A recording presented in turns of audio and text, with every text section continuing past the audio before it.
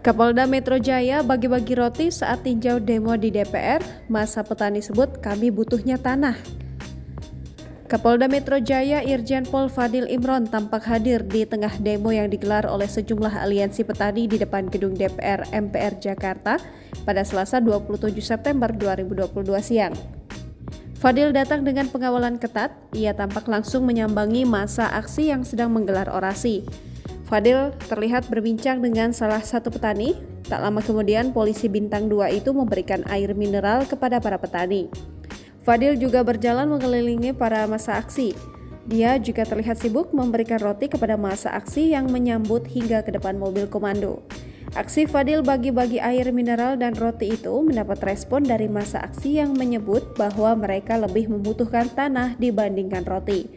Orator itu juga mengingatkan kepada para petani yang selama ini disebut berjuang untuk mendapatkan hak tanah sebagai mata pencaharian. Hingga pukul 12.33 waktu Indonesia Barat, masa petani masih menggelar penyampaian pendapat di depan gedung DPR MPR Jakarta. Mereka mendesak agar aksi mereka dapat direspon oleh anggota Dewan sebagai wakil rakyat. Jangan lupa subscribe, share, komen, dan like ya!